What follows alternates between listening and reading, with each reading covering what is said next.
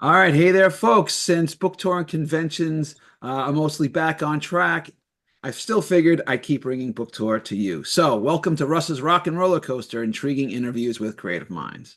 Now, most of us here tonight are fans of great crime stories and mystery, but collectively, we've been um, talking about um, there's been some fractious times and recent history. There's been a bunch of social unrest, but that's why tonight I want to be discussing what's going on. I want to talk to current and former criminal just folks from the criminal justice system who are, and most of them who are authors as we walk through CSI, cops, and crime fiction part three. This tonight we're going to be talking about missing persons. All right, on our panel tonight is my friend J TODD SCOTT, a recently retired DEA agent who investigated international maritime smuggling, domestic meth labs, and Mexican cartels. And when he wasn't running around hunting criminals, now full time he's an author of intense crime thrillers. Welcome, Todd. Thank you. All right. Hey, buddy. All right. Also on our panel tonight is Michelle Clark, a medical legal death investigator for the Office of the Chief Medical Examiner's Office in Connecticut and a former crime scene technician for the Waterbury Police Department. Welcome, Michelle. Thanks for having me, Russ. All right. And rounding out our panel is my pal, John French, a retired crime scene investigator from Baltimore with more than 40 years' experience. John is also a short story writer and editor who specializes in pulp and crime stories. Welcome back, John. Thanks for having me, Russ. All right. Just to get this out of the way, for anyone who's got questions or comments for the panel, put them in the chat box and we'll get to a few at the end. All right. So, in the world of crime and crime fiction, missing persons is a complex issue. But just so we're being accurate about terms, so for how long does someone need to actually be missing before an official inquiry can even begin? Todd?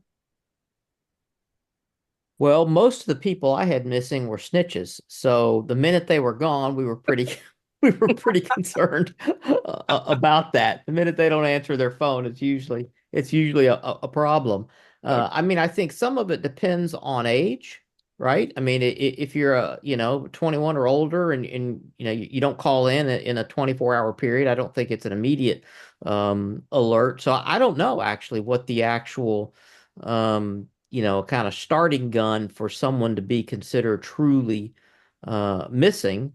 But I do know that, any given year, several 100,000 people are considered missing, some by choice and some not. So I don't know if Michelle or John know the actual time, given their work with local PDs. So what about so Michelle, is there, do you guys have is there, you have to be, missing for X number of hours or days before, the investigators will actually kind of take it seriously, or is it? It's pretty much as soon as someone comes forward and reports them missing. Just if you don't hear from your child who you talk to every day, whether they're an adult or not, um, I think if I didn't hear from one of my kids in, a 12-hour period, I'd be calling the local police department. So they have to take it seriously, at least here in Connecticut, they do. If someone comes in to make a report and saying, I haven't heard from them in 12 hours, that's not like them. They're usually, on the ball, get a hold of me. Then they have to take that report seriously. Okay. John, was that kind of how it was? And That's from what, well, my understanding is, yeah, it's pretty much as soon as somebody reports a person missing, the clock starts ticking. And in most investigations, the first 48 hours are the most are critical. So if as you hear on television, well, we don't consider somebody missing for unless you haven't heard from them in 48 hours. So basically, we're just going to blow off the most critical time in the investigation. Now, it depends. I think how serious it is once they do the initial investigation, um, then it might be given a certain a more priority or less priority. I do know if it's a child or very young adult, yeah, they're going to get to it right away, and you're going to hear the Amber Alert on your phone. So that was actually my next question. So are there, and granted, Todd, you kind of worked in a very specific kind of niche of law enforcement, and Michelle and John, you guys are more, I mean, to say a little bit on the back end of things. Um, what goes into deciding whether or not, what's the criteria? How do you decide whether to keep going? And when you just have too many cases and just say, you know what, we got to let this one go. Like, is it really just a case by case, or is there sort of an overarching philosophy that helps you, the departments decide how to prioritize? So I'll just want to start with Todd for a minute because you worked with the DEA, so you weren't working with local police. What was your? Well, I mean, I think you, when we did overdose cases, for instance, we had to triage a certain number of those cases. We couldn't do them all. So we did the ones that we had the most evidence about, quite honestly, right? And I think missing persons are no different. I mean, clearly the younger the potential victim or the younger the missing person is, that puts an impetus on everyone involved, right? Typically a 7, 8, 9-year-old child's not going to disappear, willingly on their own, at least not for a long period of time. So now you're talking about someone who's lost, or worst case scenario, been abducted.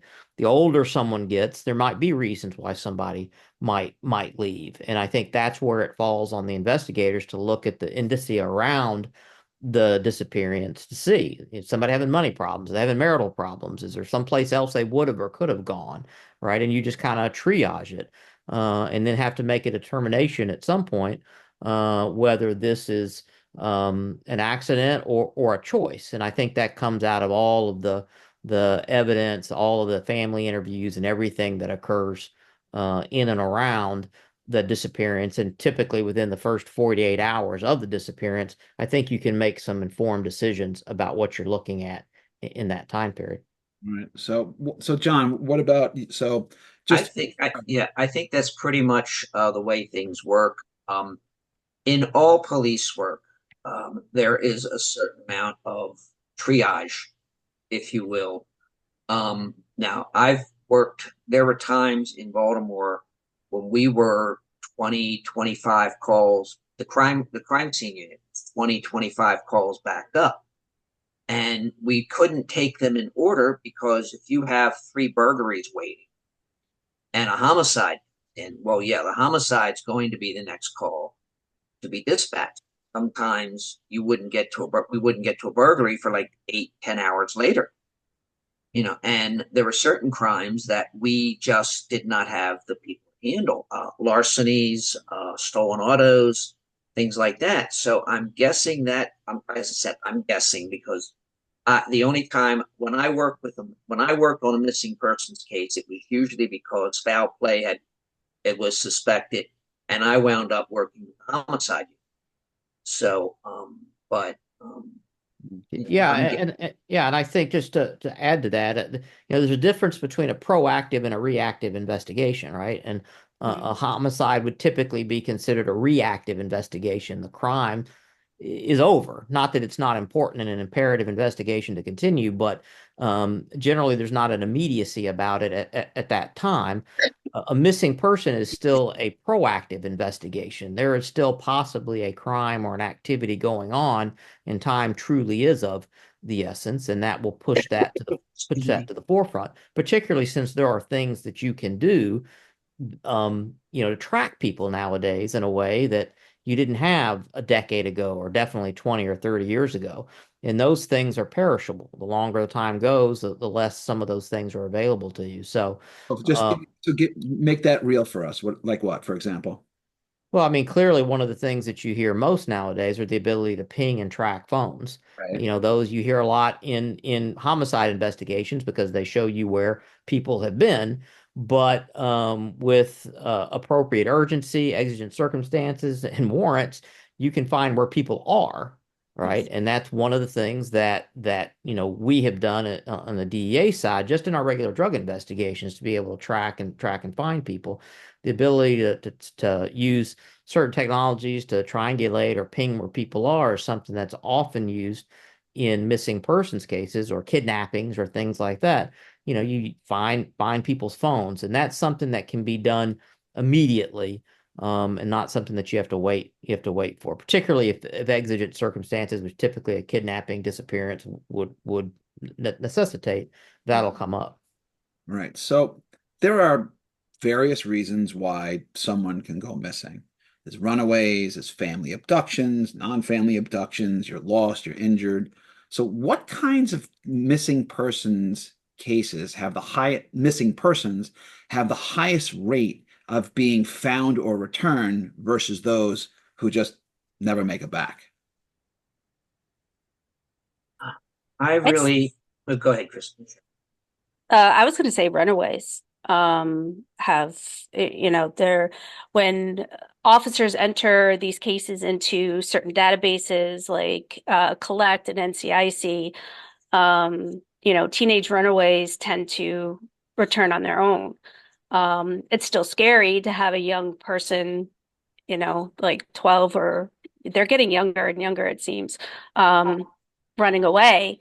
But they do tend to come back. It could be they were meeting a boyfriend, or they didn't like what their parents were telling them they had to do, and so that seems to be the higher turnaround in who ends up coming back are the teenage runaways.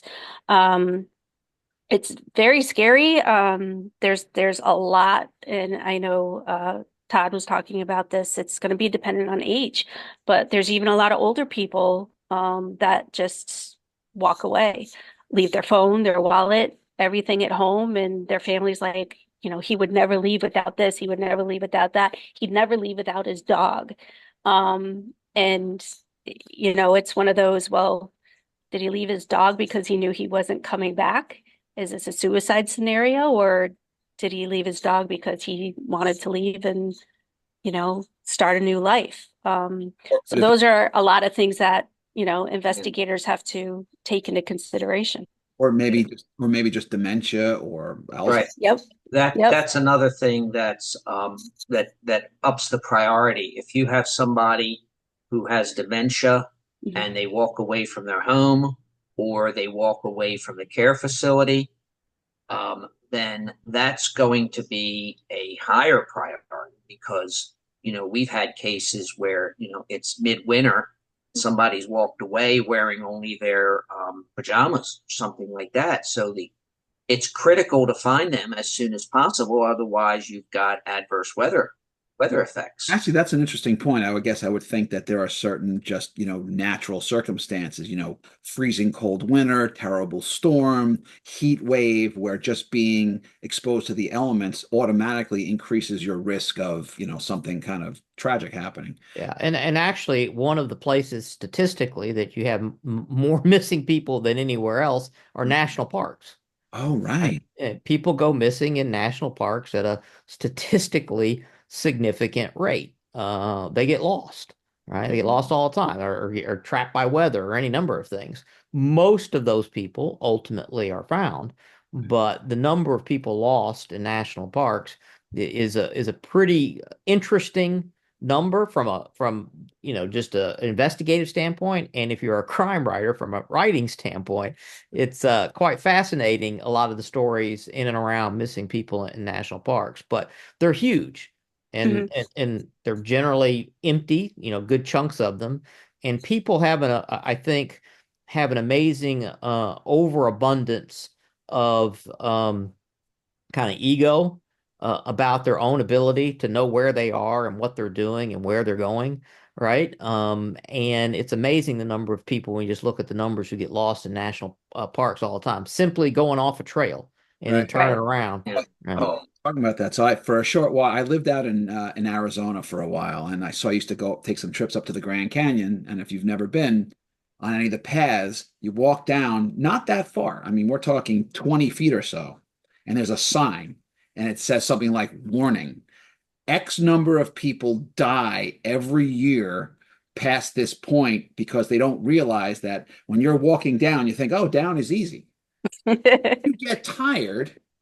And then you turn around, and then it starts getting cold at night, and you try walking back up, and they can't do it. No. right? But they say, "Oh, bah, the stupid sign. I could do Yeah. that." You realize, oh God, this was not a good decision. It's absolutely lack of experience. And then, all you fiction writers, that they say that's where the most aliens are, or the skinwalkers, Right. are Oh all yeah. at the national parks. And that's why there's so many missing people there. So, Yeah. It depends on what environment you're used to. I would be you take me into the middle of a park, even if it's in the middle of the city, I will probably get lost within 10 minutes. Drop me into a strange city, and I'll probably be able to find my way around. Yeah, yeah, I mean, I was lost. I went to a VoucherCon in Philadelphia decades ago, before, when the only thing you had to navigate was a map, and I missed my exit and wound up in North Philadelphia. yeah. I knew where, in relationship to North Philadelphia, where the convention was. So I figured, okay, I'm just going to head south, There you go. Well, and I got there, but okay. my father and I were in Galway once, and we went to a bar, and we left early. And my father, you know where we are? I said, yeah, I can get us back.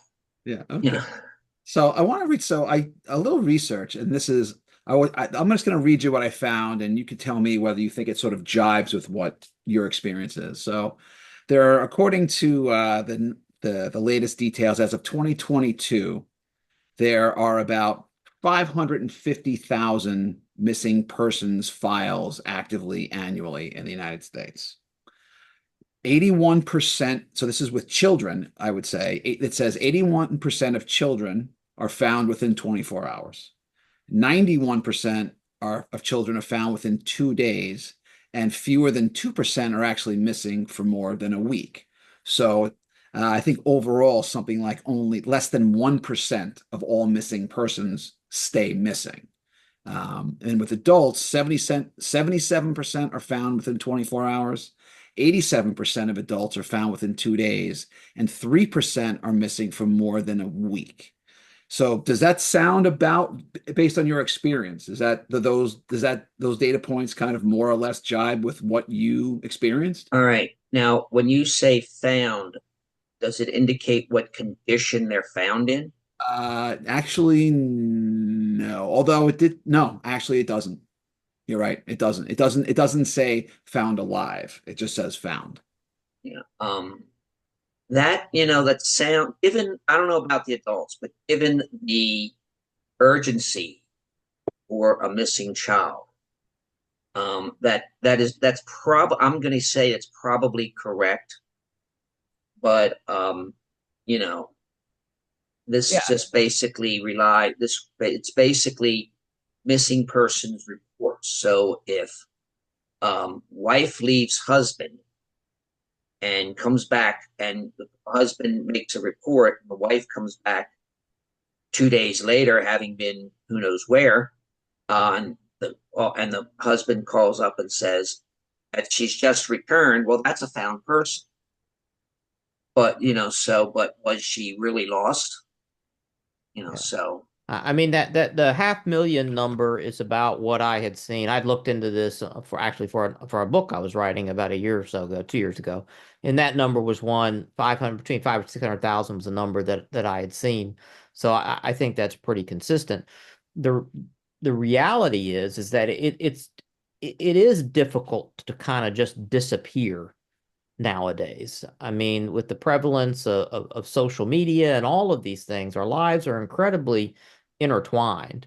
Right. Not that it can't be done, because it does, but it's hard to just kind of drop off the face of the earth without some clue to where you are, particularly if somebody is looking for you. I mean, I guess the more interesting cases are those where somebody disappears and no one cares. And those happen, right? And then we later find a body or something, and it's a homicide case, right? But no one reported the person missing. But kids and family members and things like this are often missed by someone.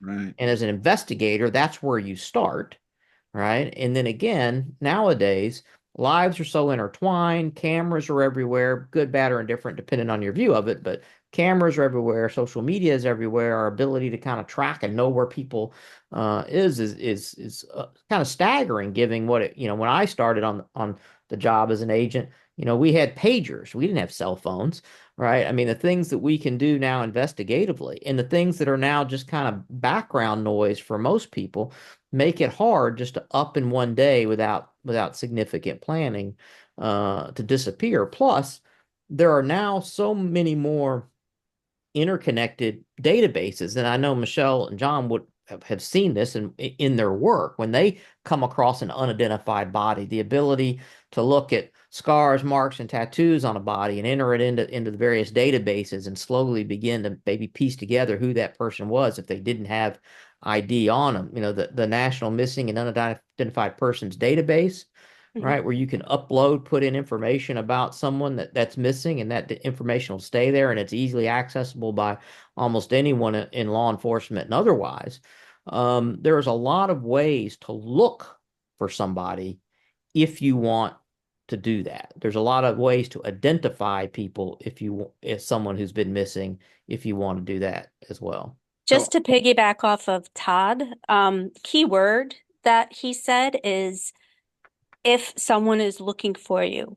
And unfortunately, I think the number is actually higher for missing persons because I do get so many unidentified individuals where no one is looking for them. I had a 97 case of a 16-year-old girl who was found here in Connecticut. Her mother was found deceased up in Massachusetts. And how does a mother and child go missing and no one's looking for them? Like that just did not make sense to me at all. And we finally found in 2014, it wasn't until one of the sisters came forward and was like, my mom and my sister have been missing since about 96, 97. And we knew right off the bat who that was because it's the only mother-daughter unidentified that we have. So that's the key point is someone looking for them? Because unfortunately there are a lot of people that, get into a tough life, alcoholics, drugs, into prostitution, things like that. And it's not uncommon for them to go missing for months on end. And the family just in their mind is like, well, they just don't, want to be found, or they miss Christmas, but they'll come back next Christmas. And the amount of people that could be identified if only someone would come forward and say something. And I know for a long time, and even still now, there's a lot of illegal immigrants that we believe these unidentifieds are probably illegal immigrants, and no one wants to come forward because they don't want to get in trouble. Right. So someone goes, so I think with our terminology, there are those who are missing, i.e., they seem to have vanished, but then there are case files of missing persons, and they may not necessarily. So the true number of missing persons versus the case files of missing persons is a delta probably between them. So someone that comes in, they say, "Hey, my brother, my sister, my wife, my cousin, my friend, whatever." They're gone. They haven't come back in 3 hours, 6 hours, 2 days, whatever it's been. So how does law enforcement work with the families or whoever's, of missing persons to gather information, keep them informed, but also to sort of manage expectations? Because there's no such thing as a guarantee in these kind of situations. I'll be honest. I've been involved in quite a few missing persons cases, but only when it was believed that an overriding crime was like missing and presumed dead type. Right. Where we had there was one where a college student went. She was a Morgan State student. Morgan State's a university in Baltimore. She was a Morgan State student who had been missing for maybe a few days when her parents reported her missing. And myself and another CSI went to her house, Right. to her bedroom, and processed the bedroom to see if we could find. Well, obviously, we weren't looking for traces of her. We were looking to see if there was who had been somebody else in that room who may have convinced her to go away. There were no signs of violence, but we were just trying to put someone else in that room. In other cases, the person's missing and we find their car. And we do the same thing. We look for signs of assault and we look for anybody who might have been in that car. Right. So that kind of ties into my next question, and it may apply a little bit more to John and Michelle, but certainly Todd, please weigh in if it makes sense. So, what's the standard procedure, or is there one for missing persons investigations where there's a CSI? Where does the CSI component come into play? Like, how does that work? And just see, I'd like to be a little bit more as granular as you can get here. Like, what do you actually do down to what do you touch? What do you examine? What are you looking for? So hold on. So John, I want to hear from Michelle first on this one. It's going to depend on the circumstances. Like John was saying, it's, did they go missing under duress? Is there something going on with their family? So we get as much information from the family, from their friends, as much as we can to try to figure out, is this something that could they have, we always think the worst. Okay. It's just in our nature. Did they leave to go kill themselves? Did they leave because they want to disappear? Did someone take them? So of course we look into phone records. Who did they last speak to? And of course detectives are going to go and start talking to those people. We look into where were they last seen and in what condition were they at that time. So were they upset? Did they seem normal? Does this look like an abduction? And again, we go to their apartment, their house, into their rooms. We start dusting. And like John said, we start looking for other people who could have been there. This woman lives alone. There's 2 wine glasses in the sink. You start dusting both wine glasses. One's hers, one has fingerprints of someone else on it. Who was that other person? And so you start working it that way because, in our minds, it's something bad could probably happened. Because unfortunately we always see the bad, right? So we're always thinking the worst. And we also look for entry and exits. Forced entry, not forced entry. So obviously someone she knew. So you kind of start there and you start working your way. And as you're getting more evidence, you have detectives out there kind of in the field talking to neighbors, talking to family. And as we start getting evidence back, this is not her fingerprints, it's someone else's fingerprints. Hey, we got a hit. He's actually a sex offender from, who isn't supposed to be in this area in the first place. So it's, you got to let the evidence start to tell the story as best you can. And the important part is finding as much evidence as you can. Todd, I wonder, maybe this falls a little bit more under your bailiwick, or maybe not. Certainly with the rise of technology, have there been an increase? Like, for example, you track web history to find out if they were sort of lured somewhere by a predator, or there's someone's made an online connection and they're trying to lure them out to a certain location or to do a thing or to get them to do a crime or. Oh, sure. Well, I mean, I can analogize again to overdose cases, Right. where the process that we go through there is very much what any homicide investigator or missing person investigator would do. You have someone who's died in their apartment or in their car or something like that. You want to know how they got that fatal dose of fentanyl, who gave it to them, where did it come from? And so one of the first things that you do is go through people's pockets, right? Notes that they wrote, things, phone numbers they might have jotted down, something like that. The next thing you go to is their phone, because that's where a lot of evidence nowadays is. It's a way to track people. It's a way to to kind of build a library or history about who they know, who they've talked to, where they've been, the things that interest them, right? The social media exploitation of their Facebook pages or Instagram pages or TikToks, all, a lot of folks nowadays are using messaging apps, WhatsApp, and other sorts of things to communicate. On the drug side, we often saw, the kind of drug overdose sales that would occur.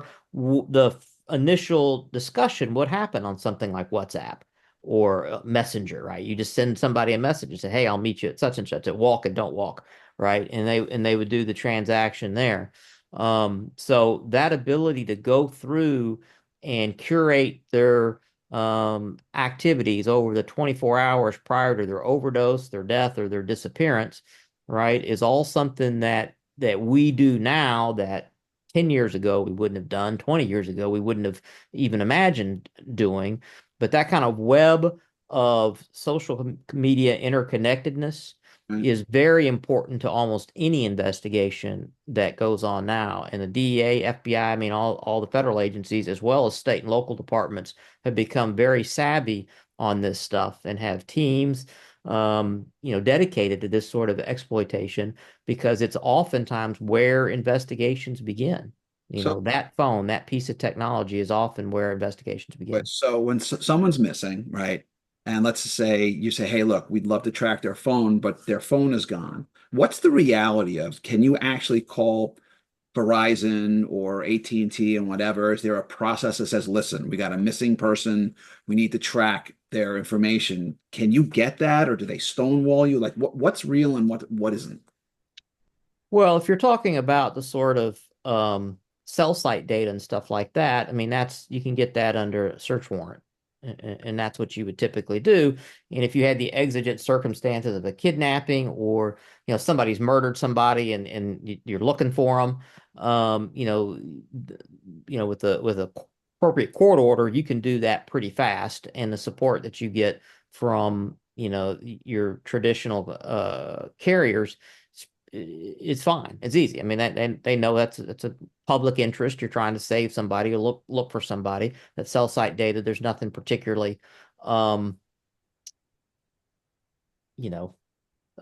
nothing particularly, criminal about the data in and of itself. All it does is pointing you to where people are.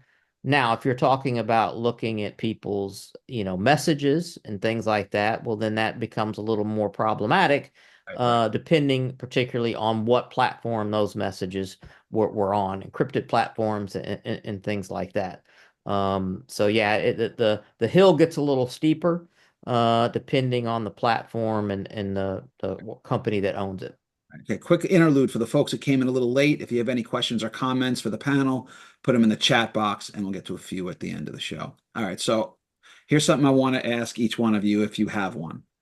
Have you ever worked on a specific to a missing, or at least where it started as a missing persons case, that really just it stayed with you throughout the years? Whether you just like you never got over it, it haunts you, or you just can't stop. Every once in a while it comes back to you, and you're like, man, that was a tough one.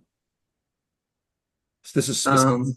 I've had some crime scenes, murder scenes that have stayed with me, and every once in a while I'd go back and think, well, maybe if I'd have done this, or if I'd have been a little more experienced, I could have done that.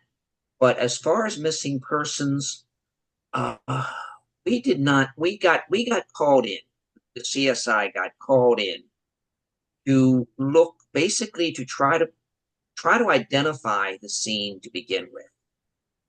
We had one case. It was national news and all. At least it was in all the papers around here and up and down the coast. 14-year-old girl from North Carolina, well, teenager from North Carolina, went missing. And the first thing we did, I got called in to see if I could find any traces of assault in the apartment where she was staying, which means basically treating a lot of the areas with what they call luminol and seeing if anything glowed. There were no signs in the apartment, which kind of indicated she was, she may have been killed elsewhere. We've had they brought in a car of a suspect to see if we could find traces of her in the car. But unlike police officers, I don't know how it works in other jurisdictions. Unlike police officers, CSIs in Baltimore are not assigned to us. I might handle the initial crime scene. If they find a car involved, well, I might be off. They'll get somebody else to process the car. And then they might do a search and seizure elsewhere. Well, third technician might do that. And so we're not invested that much Right. on a particular crime scene. Now, I know of other jurisdictions, I'm talking to their CSIs where they say, once we get a case, we handle all the evidence in that case. They were probably more invested. Right. Michelle, what about you? Was there any specific missing persons cases that kind of really stuck with you? Um, there's still a missing person case that I worked when I was at the PD, and it's more because the family was insistent that he was abducted. I mean, there were so many different stories on it. It was pretty famous here in like the, early mid 2000s. And we still haven't found him. A child, an adult? He was an adult. But it's almost like, and again, this was one of those cases where he left everything at home, unlocked the door, and just kind of walked away. Well, we think he walked away. But we still haven't found him yet. And every time there's a bone found or a skull found or anything like that, the family used to like hound me all the time saying, is it him? Is it him? And I'm like, nope, it's female. Nope, it's this. The family is still very involved with his case, but I don't hear from them as much because I think they know at this point that I'm vested, to the point where if I think it is him, I would call them. Right. But yeah, we're talking 20 years now. Todd, what about you? Did you have any? Well, I gave a somewhat flippant answer when we started about informants going missing, but there was a case, and I was not the actual case agent at the time. I was a supervisor, so it was a task force that I was overseeing. So I have to really give the credit to the task force officers, the local PD guys, and the DA agents who were working together. But they had arrested a couple of guys, up behind drug charges. They were caught with a bunch of drugs. There had been some overdoses in the small community that they were in. And we're talking about phones. As they got into these gentlemen's phones, they had filmed themselves killing and dismembering a young woman who they had been supplying drugs, kind of partying with. She had overdosed on them, and they had decided the best way to deal with this, instead of dropping her off at the hospital or anything, any number of things they could have done, they killed her, just finished her off, I guess, dismembered her, and then hid the body, and they filmed themselves doing this. So they had been arrested on drugs, but now we had a woman that we had to identify, a young woman. She's in her 20s. And so the investigators were dogged in their determination to figure out who this young woman was. And she was from another state, had been kind of on her own, moving around, had got involved with these guys. They weren't very forthcoming about anything, despite the evidence on their phone. But again, the ability to have those phones, in this case, they were, incriminating. They weren't just evidence that we could use to find something else. They were incriminating the very people who held on to them. But then to be able to track this woman's movements, bring her back from her home, back to where she was ultimately buried and found.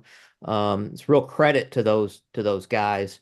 And it highlighted again. I was, did drug cases for 30 years, but that's a pretty broad term, because in 30 years of drug cases, we saw more than our share of, missing people, homicides, human trafficking, about anything that you could imagine. And this was just one example of it. Right. All right. And all right. So last question I really want to get into, and this is kind of the one that I always ask on shows like this, episodes like this. All right. So anyone who's watching here and is going to be watching later, so most of us don't know anything about the realities of how crime investigations work because that's not what we do. But we think we do because we watch TV and we watch movies and we read books.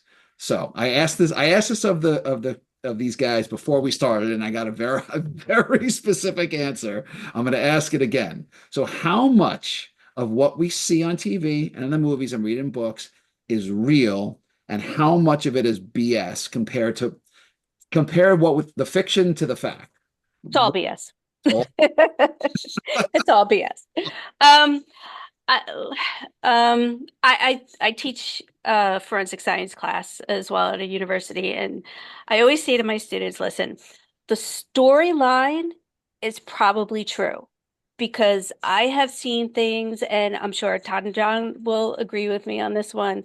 I have seen some things that I couldn't make up in my wildest imagination, and I got a pretty screwed up imagination.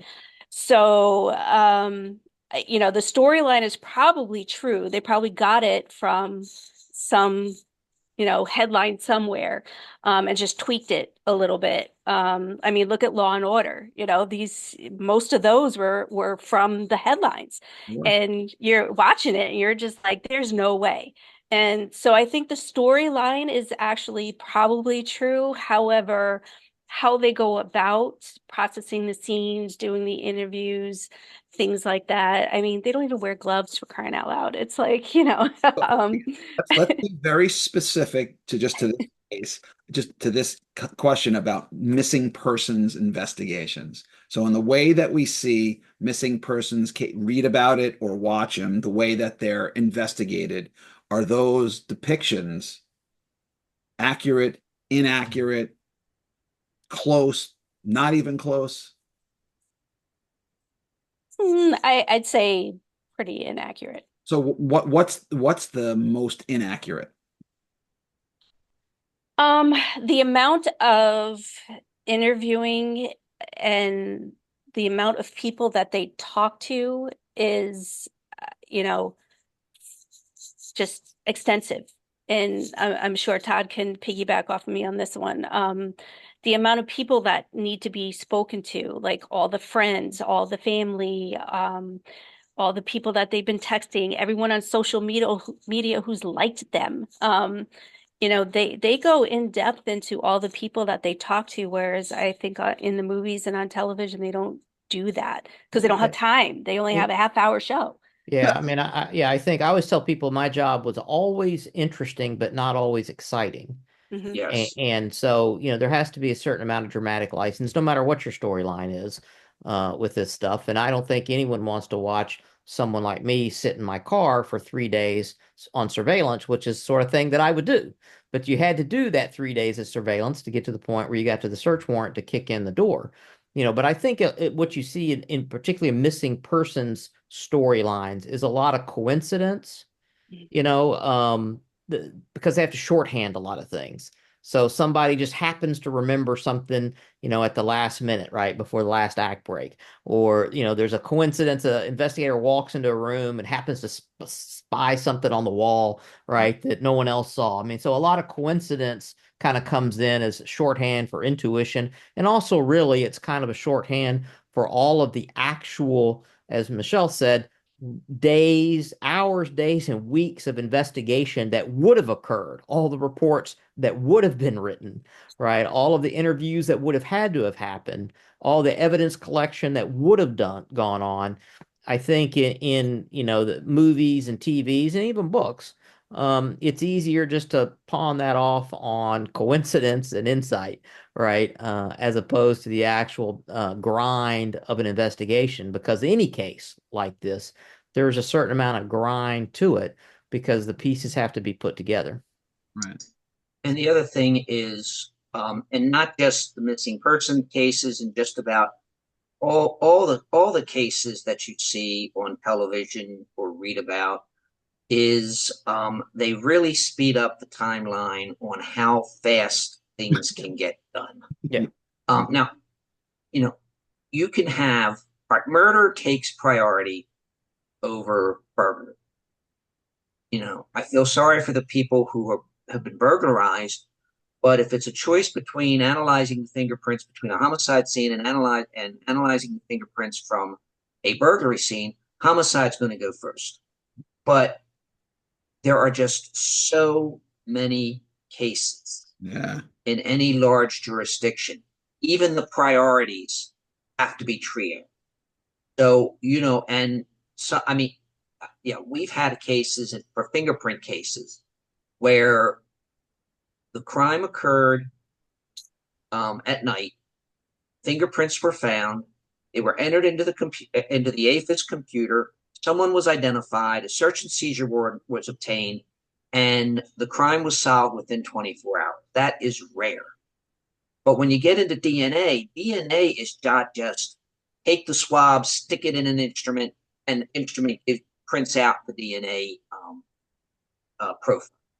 It takes, you have to extract the material from the swab and hope that there is material on the swab.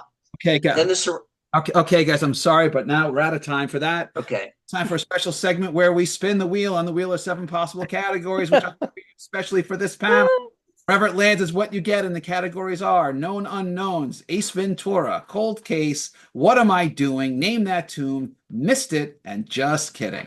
All right, so Michelle, you're a newbie on the show, so you get to go first. All right, you ready? Woohoo! All right. Here we go, round and round. And what do we got for you? We got, what am I doing? Good question. This is a new, I don't even remember what this is. Okay. I ask myself that every day. What am I doing? Yeah. Which do you feel? So again, we're sticking with our missing theme. So Okay. which do you feel like you are missing more often? Your car keys or your mind? My mind. Okay, fair. I figured that's where we were going, but I wanted to give you the. All right, Todd, you're up next. You ready? Yep.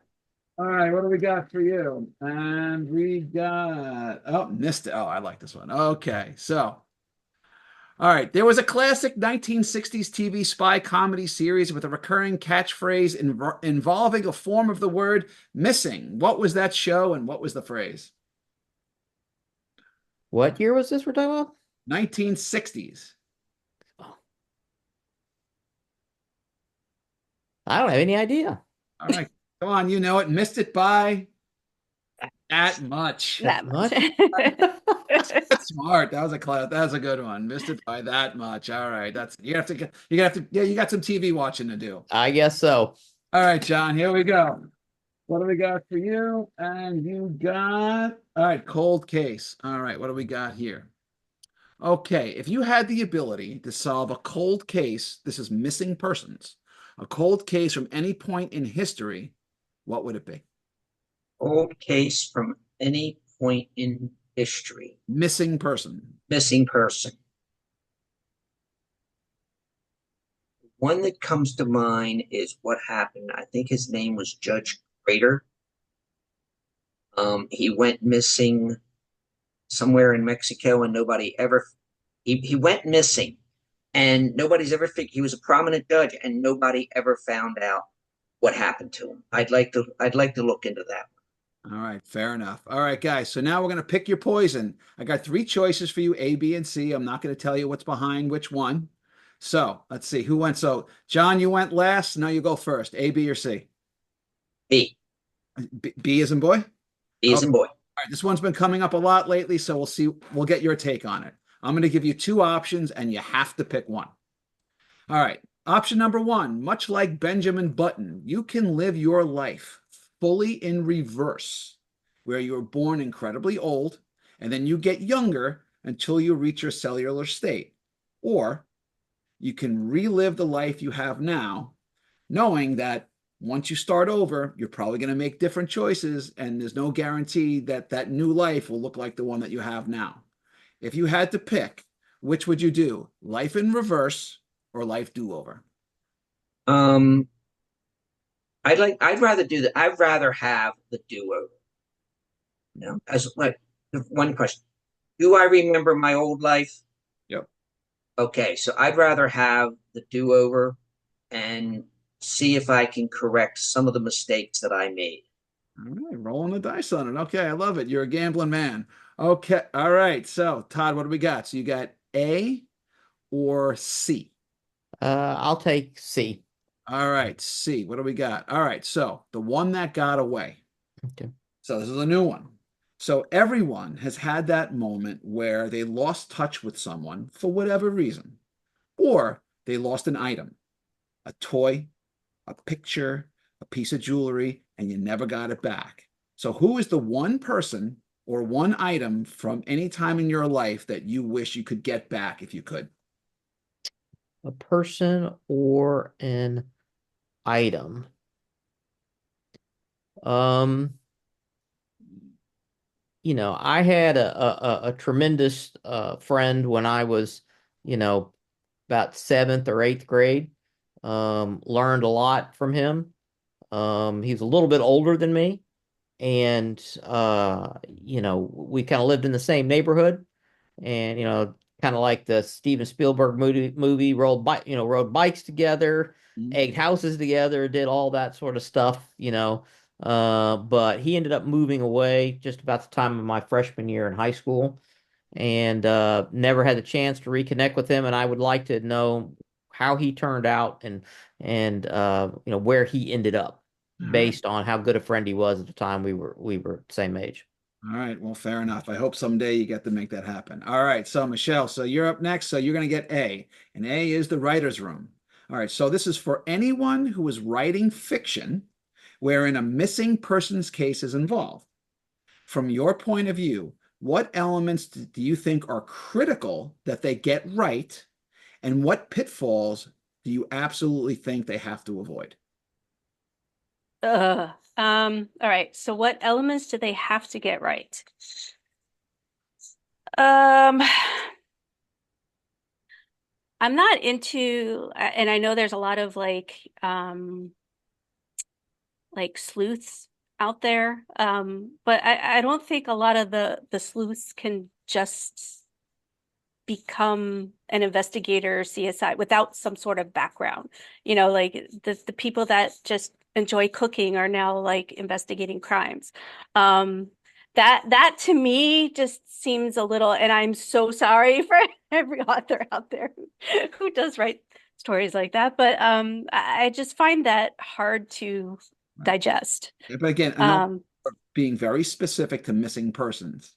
okay, so specific to missing persons, there needs to be an MO specifically.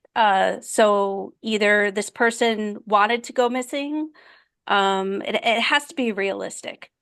Um, yeah, it has to be realistic of why they're gone. Um, and then what was the other half of the question? So what's something you're saying that absolutely just don't do it? Yeah, the sleuths with no background whatsoever. Just, All right. they're Fair enough. Which actually we actually have a question in the chat box and it leads right into what you're saying. And the question is, Jeffrey Deaver has a successful book TV series named Tracker. What is the reality of private hired personnel to find missing persons? Okay. I belong to the Mystery Writers of America, Northeast, Mid-Atlantic chapter.